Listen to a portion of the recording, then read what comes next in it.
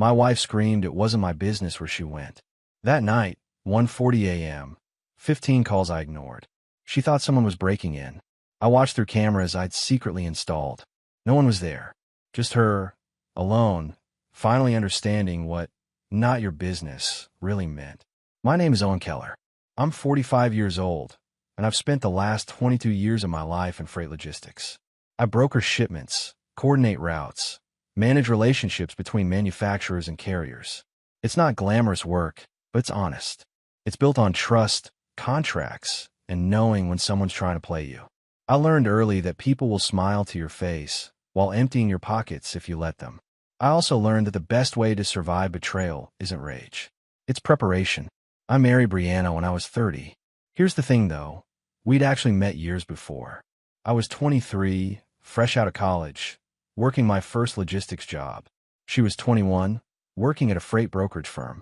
We dated for about 8 months. It was intense, or at least I thought it was. Then one day, she just ended it. Said she needed space, needed to figure out her life. I was hurt, but I moved on. Lost touch completely. 7 years later, I ran into her at a regional logistics conference in Chicago. She was 28 by then, already divorced from some guy named Richard, raising a 7-year-old daughter named Ashley on her own. I didn't think much about the timeline back then. Didn't ask too many questions. She seemed tired but hopeful, like she'd been through something hard and was ready to rebuild. Ashley was sweet, quiet, always carrying that warm backpack with her favorite books everywhere she went. I thought I could be part of that rebuild, give them both a stable life. Turns out, I was just another foundation she'd hollow out from the inside. And the timeline I didn't question? That would come back to haunt me years later. The night it ended, I didn't know it was ending. She was getting ready to go out, standing in front of the mirror in the hallway, adjusting her earrings. I asked where she was headed. Simple question. The kind married people ask without thinking. She didn't even turn around. Out, Brianna said flatly. I waited. She kept adjusting her hair, checking her reflection like I wasn't even there. Out where? I pressed, keeping my tone light. That's when she turned. Her eyes had that sharp, defensive glint I'd seen too many times before. The look that said I was the problem for asking. It's not your business where I go, she snapped, voice rising fast. I stood there, keys in my hand, frozen mid-reach for my jacket. The air between us felt heavy, thick with something I couldn't name yet. She grabbed her purse and walked past me, heels clicking against the hardwood. The door shut behind her. Not a slam, just a clean, decisive click. I didn't follow, didn't call, didn't send some desperate text an hour later asking when she'd be home. I just stood there in the quiet, listening to the hum of the refrigerator and the distant sound of her car pulling out of the driveway. Something in me shifted that night. Maybe it had been shifting for months, and I'd ignored it. Maybe I'd known for longer than I wanted to admit. But standing there alone in that hallway, I realized something important. I was done. Not angry done. Not screaming, throwing things done. Just done. The kind of done that settles into your bones and makes decisions for you before your brain catches up. She stayed out until after midnight. When she came back, I was in bed, facing the wall, breathing slow and steady like I was asleep. She moved around the room carefully, trying not to wake me. I heard her shoes drop, the rustle of her dress, the bathroom light clicking on and off. She slipped into bed beside me, and I didn't move. By morning, I'd already started planning. Not revenge, not some loud, messy confrontation, just a clean, methodical exit from a life that had stopped being mine a long time ago. Because here's what I learned in 22 years of logistics. When someone tells you it's not your business, they're not asking for space. They're telling you where you stand.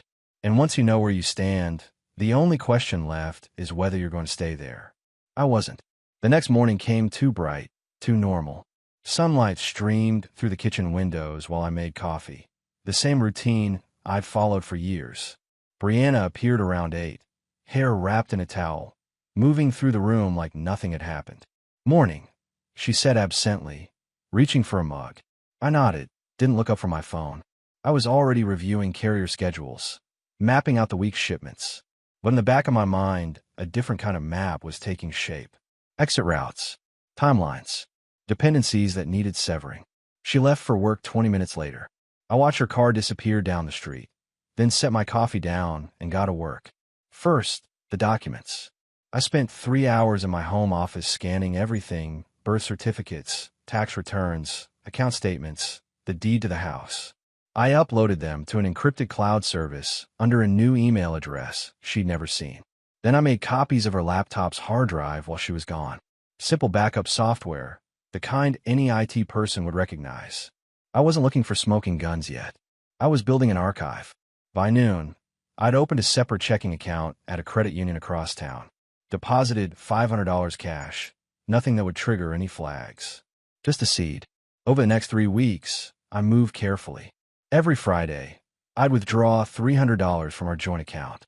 Cash for the week. I told her once when she asked. She shrugged, already scrolling through her phone. The money went into the new account. Slowly, quietly, I was building a foundation she couldn't see.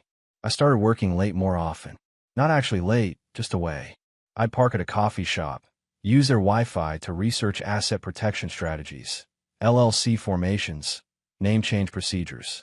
I learned about unilateral disengagement clauses, about how certain legal language could protect assets in ways a prenup never could.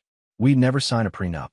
I'd suggested it years ago when we formed a small freight consulting LLC together, mostly for tax purposes. She'd laughed, said it was unnecessary.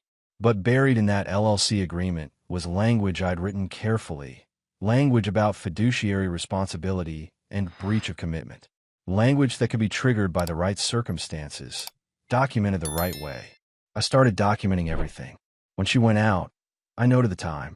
When she came back smelling like cologne that wasn't mine, I noted that too. When she stayed on her phone, angling it away from me, I noted the pattern. I wasn't angry. Anger is hot, unstable. What I felt was colder, methodical.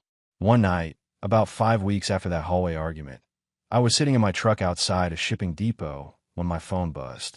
Text from Brianna. Working late. Don't wait up. It was 7:30.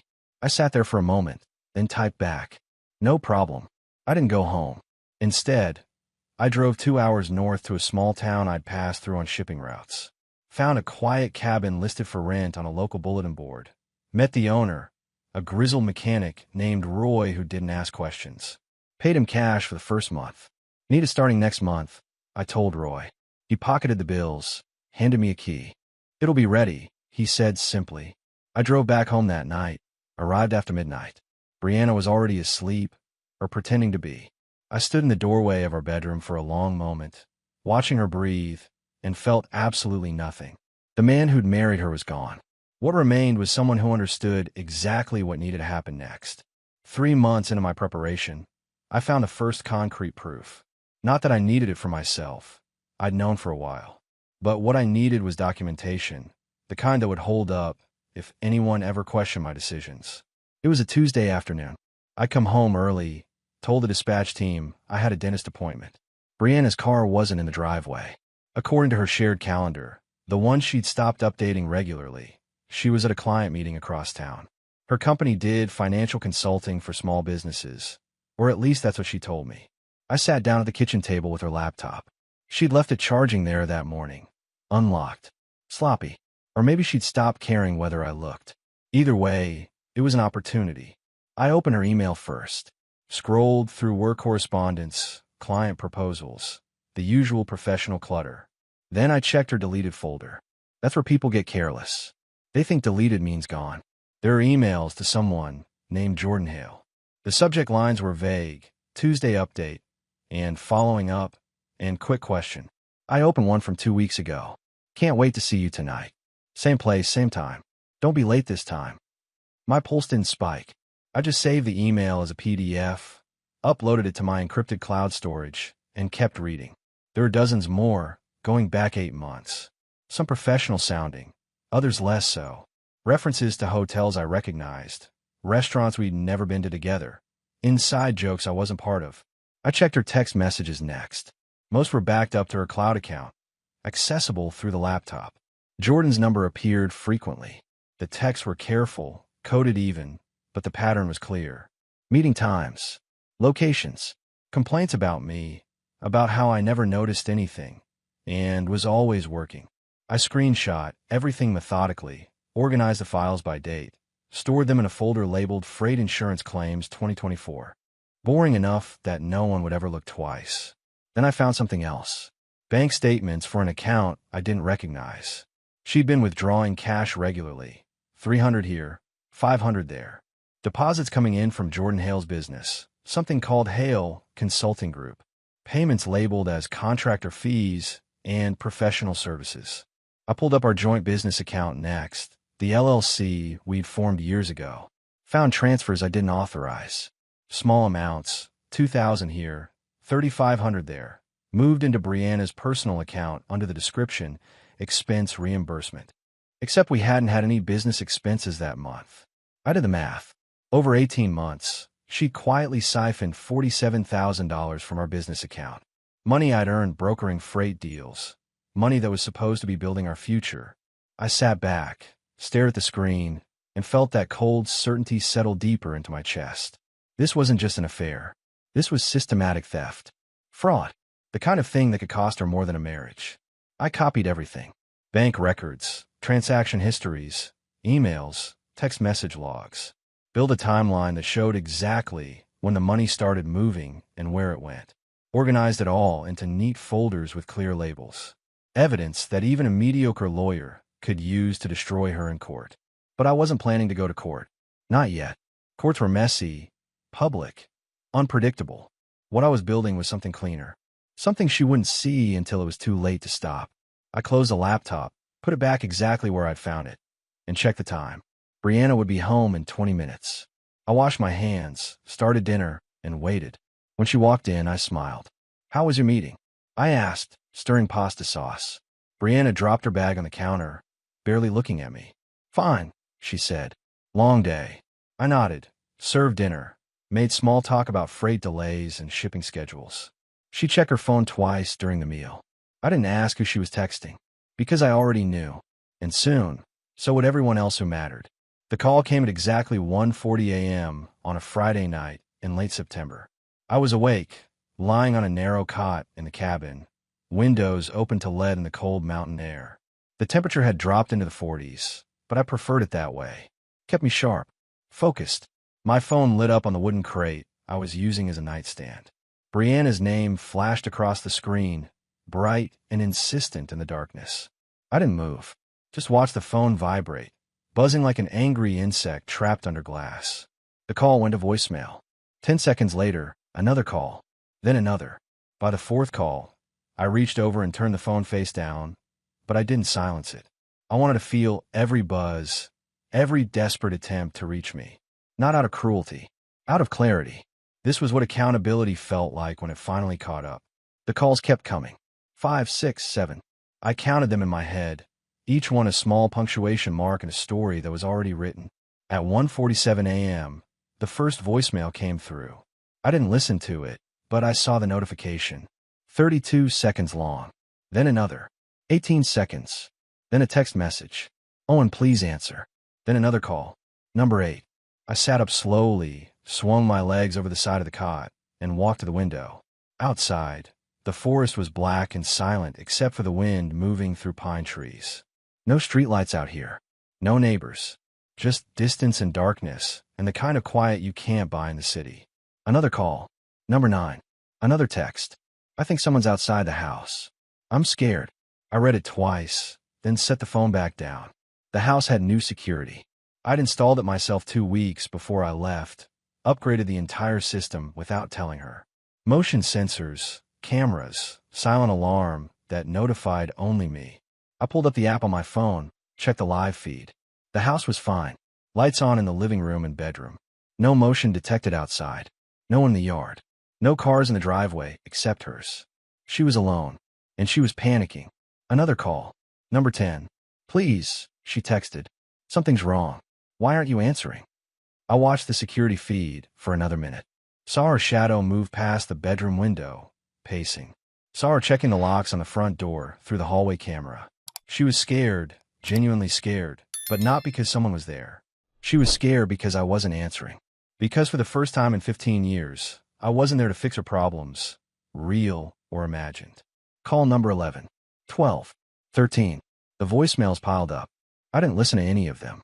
Just watched the numbers climb, each one another brick in the wall I'd been building between us.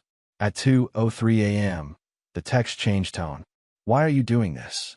This isn't funny. I'm sorry. Okay. I'm sorry. Just answer. Call 14. 15. I turn off the phone screen, lay back down on the cot, and stared at the dark ceiling. The calls kept coming for another 20 minutes, vibrations I could feel through the thin mattress, then finally stopped. Silence settled back over the cabin. Deep. Complete. I didn't feel triumphant. Didn't feel vindicated. I felt nothing at all. Just the cold air on my skin and the certainty that I'd made the right choice. Because here's what Brianna never understood. When you tell someone it's not their business where you go, you're not just claiming independence. You're severing connection.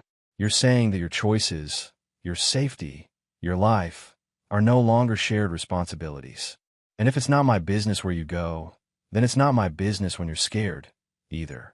The phone stayed silent for the rest of the night. By morning, I'd already started packing for the next phase.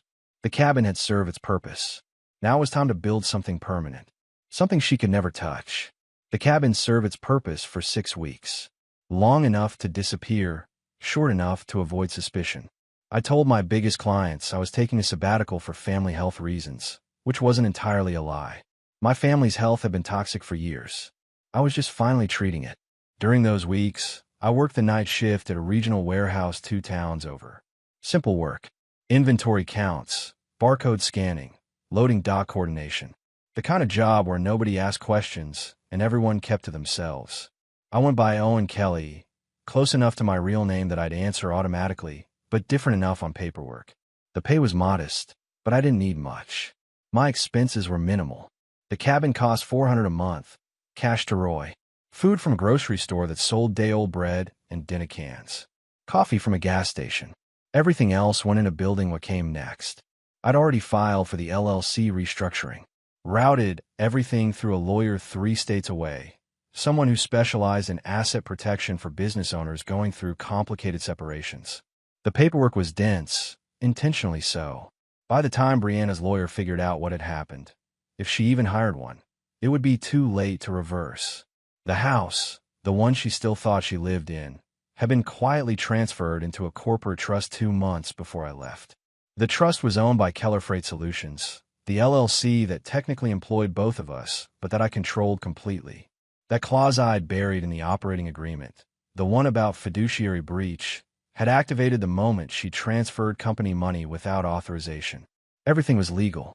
Everything was documented. Everything was irreversible. But the real work wasn't just protecting what I had. It was building something new, something better. I started reaching out to old contacts, carefully. Regional carriers I'd worked with for years. Small manufacturers who trusted my judgment. I wasn't Owen Keller of Keller Freight anymore. I was Owen Royce, independent logistics consultant. Royce was my grandmother's maiden name, one I'd legally added through a quiet court filing in a different county.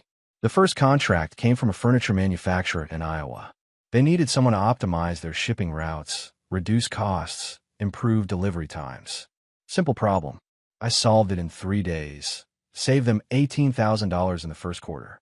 They paid me $5,000 for the consultation and asked if I'd take on 2 more projects. I said yes. By week 8, I had 4 steady clients.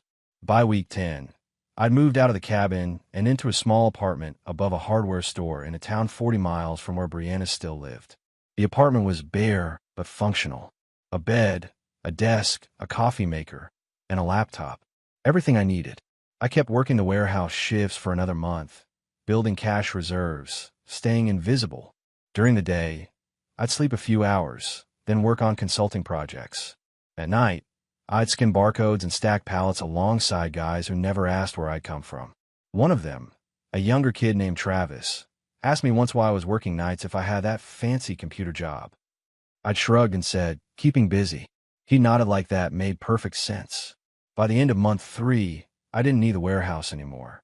I had enough consulting work to support myself and enough distance from my old life that I could breathe without feeling her presence everywhere. I quit the warehouse on a Friday, told the supervisor I was relocating for family reasons, shook his hand, and walked out into the parking lot as the sun was rising. For the first time in months, I felt something close to hope. Not happiness, not yet, but possibility. The sense that the life I was building belonged to me, not to someone who'd hollowed it out from the inside. I drove back to the apartment, made coffee, and sat down at my desk, opened my laptop, and started drafting a business plan. Something bigger than consulting. Something sustainable. I was 45 years old, starting over with almost nothing. But nothing felt better than the slow poison I'd been living in. And unlike Brianna, I knew how to build something that lasted. 5 months after I left, I got an email from Ashley. Not a long one, just 3 sentences that changed everything. I know what you did. I've known for a while. Can we talk? I stared at the message for a long time. Ashley was 22 now, living on her own in an apartment near the community college where she was finishing her business degree. We hadn't spoken since I left. I'd assumed she'd sided with her mother, the way kids usually do in situations like this. Assumed she hated me for disappearing without explanation. I was wrong. I replied with a phone number, a new one she wouldn't recognize, and suggested a coffee shop halfway between where we both lived. Neutral ground. She showed up 10 minutes early. I watched her through the window before going in. She looked older, more serious than I remembered. Her hair was shorter, pulled back in a ponytail. She wore jeans and a university sweatshirt, carried a worn backpack over one shoulder. When I walked in, she stood up immediately. For a second, neither of us said anything. Then she stepped forward and hugged me, quick and tight. "I'm glad you're okay," Ashley said quietly. We sat down with our coffees. She didn't waste time with small talk. "Mom's been lying to everyone," she began, hands wrapped around her cup. "About why you left. About what happened. She's telling people you had some kind of breakdown, that you abandoned her without warning." I nodded slowly but didn't respond. Ashley continued, her voice steady. "But I know that's not true. I've known about Jordan for over a year. I saw the text on her phone once when she left it on the counter. I didn't say anything because I didn't know what to do. I was still living at home, and I didn't want to make things worse." "You didn't make anything worse," I told her. "This wasn't your fault." She looked down at her coffee. "When you left, she completely fell apart. Not because she missed you, because suddenly all her bills were bouncing, her credit cards were maxed, and she couldn't access any of the accounts. She spent 2 weeks calling lawyers trying to figure out what happened." "And did she?" I asked. Ashley nodded. "Eventually. One of them explained that you'd restructured everything legally before you left. That the house, the business accounts, all of it was protected. She can't touch any of it." I sipped my coffee, waited. "She's furious," Ashley continued. "But more than that, she's scared. Jordan stopped seeing her once the money dried up.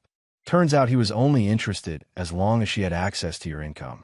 Now she's scrambling to cover rent on a crappy apartment, working 2 part-time jobs because no one will hire her full-time after what happened." "What happened?" I asked, though I already suspected. Ashley's expression hardened. "She got fired.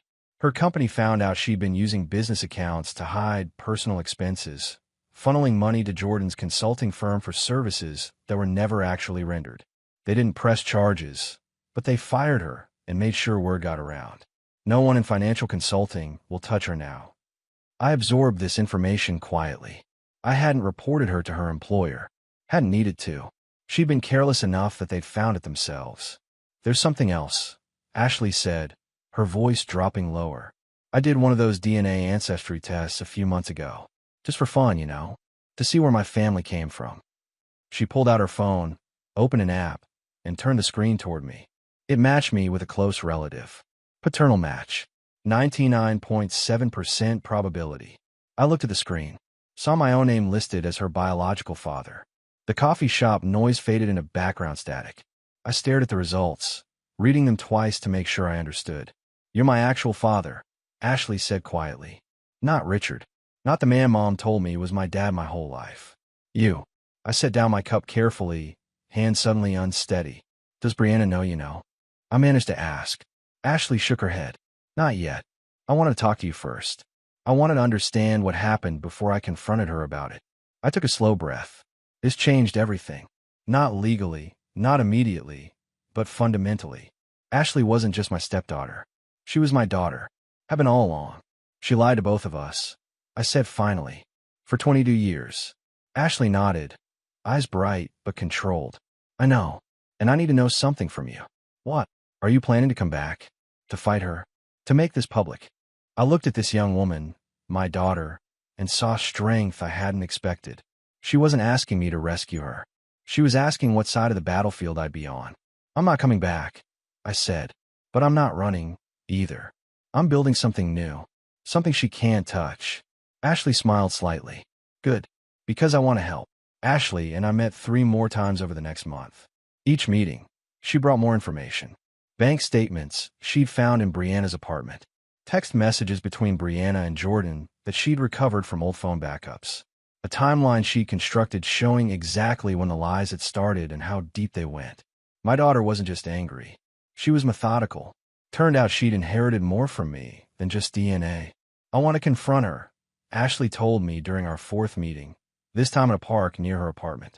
We sat on a bench overlooking a small lake, watching ducks paddle through the gray water. But I want to do it right. I don't want her to talk her way out of it or twist things around like she always does. I understood that instinct. Brianna was skilled at manipulation, at making herself the victim even when she was the perpetrator. But confrontation required preparation. Before you talk to her, I said carefully, there's something you should know about what she did financially. It's worse than the affair. I pulled out my tablet, opened the encrypted folder I'd been maintaining, showed Ashley the documented transfers from our business account, the $47,000 that had disappeared over 18 months, the payments to Jordan's consulting firm for services that were never rendered, the fake expense reimbursements. Ashley's jaw tightened as she scrolled through the documents. This is fraud, she said quietly. Yes, I confirmed. Corporate fraud. The kind that could result in criminal charges if the right people saw these records. She looked up at me. Are you going to report her? I haven't decided yet, I admitted. Part of me wants her to face real consequences. But part of me just wants to move forward without looking back. Ashley handed the tablet back to me. I'm going to tell her I know. About the DNA test. About everything. I need to see her face when she realizes she can't lie anymore. And if she denies it, I asked. Then I show her the proof, Ashley said. The DNA results. The emails. The financial records you gave me. Everything. And then I walk away. 2 weeks later, Ashley called me from her car. She'd just left Brianna's apartment. Her voice was steady, but I could hear the strain underneath. I told her, Ashley said. Sat down at her kitchen table and laid it all out. The DNA test. The fact that you're my biological father. The lies about Richard. All of it. How did she react? I asked. She tried to explain it away at first. Ashley continued. Said it was complicated, that I didn't understand the circumstances, that she'd been trying to protect me.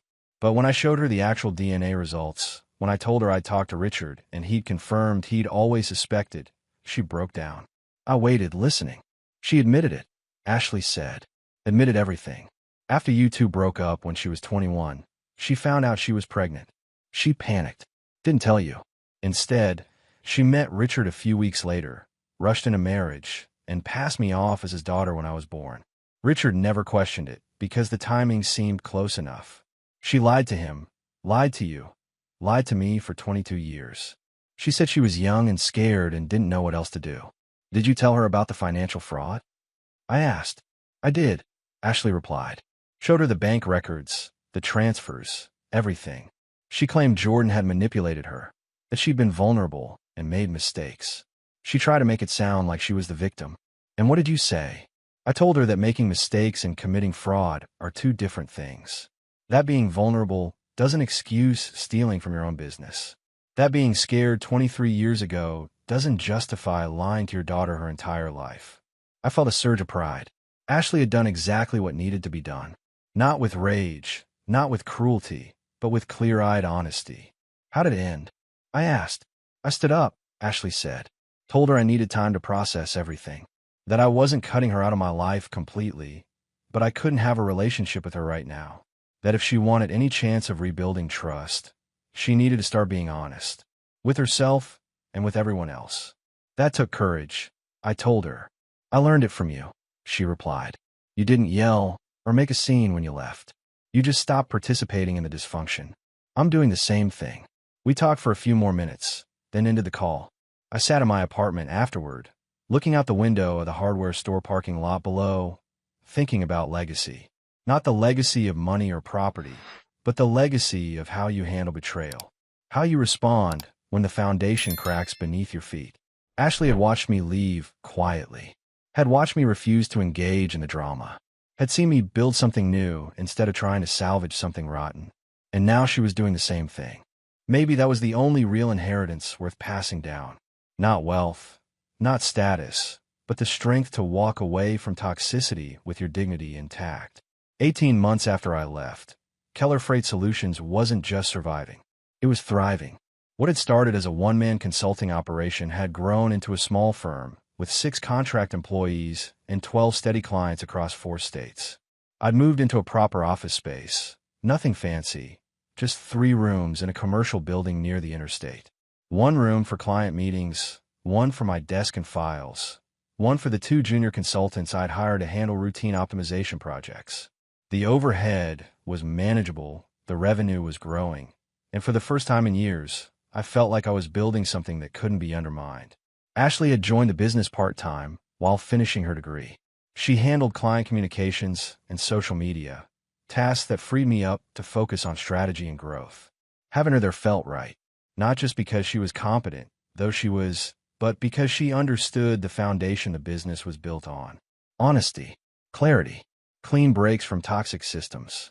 One afternoon in early spring, I got a call from an unknown number. Almost didn't answer, but something made me pick up.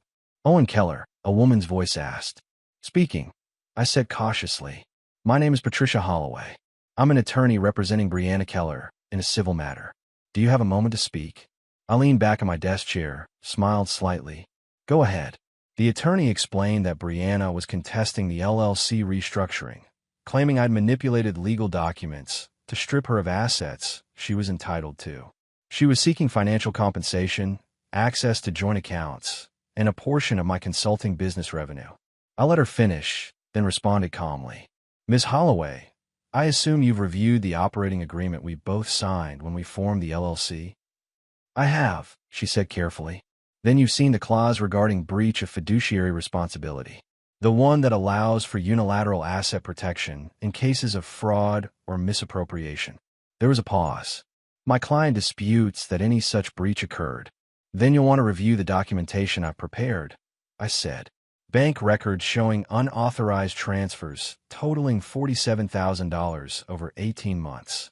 Email correspondence between your client and a third party discussing business strategies that directly benefited a competitor. Time-stamped evidence of financial fraud." Another pause, longer this time. "Mr. Keller, are you suggesting you have evidence of criminal activity?" "I'm suggesting that your client violated the terms of our business agreement in multiple documented ways. The LLC restructuring was a direct response to those violations, as outlined in the contract she signed. Everything I did was legal and justified. My client is prepared to dispute these claims in court," the attorney said, though her tone had shifted. Less aggressive, more cautious. "That's her right," I replied. "But before she does, you might want to explain to her that going to court means all of this becomes public record. The fraud, the affair, the fact that she lied about her daughter's paternity for 23 years. Everything." Silence on the other end. "I'm not interested in destroying your client," I continued. "I just want to be left alone to run my business. But if she forces this into litigation, I'll defend myself with every piece of evidence I have. And trust me, Ms. Holloway, I have a lot." The call ended shortly after. Polite but final. I never heard from Patricia Holloway again. 3 weeks later, Ashley told me Brianna had dropped the legal action. Apparently her attorney had advised her that pursuing it would cause more damage than any potential settlement was worth. "She's working 2 retail jobs now," Ashley told me over coffee, "trying to cover rent and bills. Jordan's gone. Most of her friends stopped returning calls once word got around about what happened. She's basically starting over." "How do you feel about that?" I asked. Ashley thought for a moment. "Honestly, I feel bad for her, but not bad enough to fix it. She made her choices. Now, she has to live with them." I nodded. That was the right answer. Compassion without enabling. Empathy without rescue. "What about you?" Ashley asked. "Do you ever regret how you handled it?" I looked around my small office. At the client contracts on my desk. At the business plan pinned to the wall. At my daughter sitting across from me, building a life with integrity and purpose. "Not for a second," I said. 2 years and 4 months after I walked out of that house, Ashley called me with news I hadn't expected. I'm getting married, she said, voice bright with excitement. His name is David. We met at a business networking event last year. He's an accountant, works for a firm downtown. He's kind, steady, and he makes me laugh. I want you to meet him. We met for dinner the following weekend. David was exactly as she described. Quiet but confident. Ask questions. Treated Ashley with obvious respect and affection. The kind of man who'd build a life on solid ground, not shifting sand. I'd like you to walk me down the aisle, Ashley told me after David had excused himself to take a work call. If you're comfortable with that. I felt something catch in my throat. What about Brianna? Ashley's expression became serious. Mom will be invited, but she won't have a role in the ceremony. I made peace with her in some ways, but I'm not pretending our relationship is something it's not. You're my father. You're the one who taught me what integrity looks like. I want you standing beside me. The wedding was set for early autumn. 6 months to plan. Ashley handled most of the logistics herself, with David's family helping where needed. I contributed financially, covering the venue and catering. It felt right. Felt like the kind of thing a father should do. Brianna was invited, but didn't RSVP until 2 weeks before the wedding. She'd be coming, but alone. Jordan was long gone. According to Ashley, Brianna was still working retail, still struggling financially, still dealing with the aftermath of choices that had cost her everything. The wedding day arrived cool and clear. The venue was a restored barn outside the city, surrounded by fields turning gold with autumn grass. I arrived early, helped Ashley's wedding coordinator set up chairs, made sure everything was in place. When Ashley arrived, she looked radiant. Simple white dress, hair pulled back, carrying a bouquet of wildflowers. She smiled when she saw me. "Ready?" she asked. "Absolutely," I said. Brianna sat in the third row. I saw her when we walked in, saw her face when she realized I was the one walking Ashley down the aisle. She looked older, worn down by years of consequences. But there was something else in her expression too. Maybe regret, maybe acceptance. Hard to say. I walked my daughter to the altar, placed her hand in David's, and stepped back. The ceremony was simple, heartfelt. When the officiant pronounced them married, the small crowd applauded. At the reception, Ashley pulled me aside. "Thank you," she said quietly, "for everything, for not giving up, for showing me it's possible to start over with integrity. You did that yourself," I told her. I just got out of the way.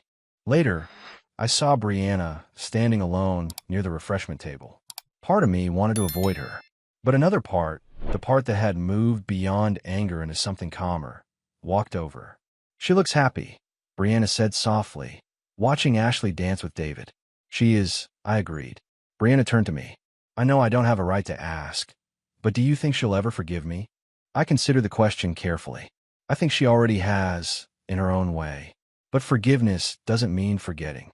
It doesn't mean pretending the past didn't happen. Brianna nodded, eyes bright. "I made a lot of mistakes." "You did," I said simply. Not cruel, just honest. "Do you ever think about what might have been different?" she asked.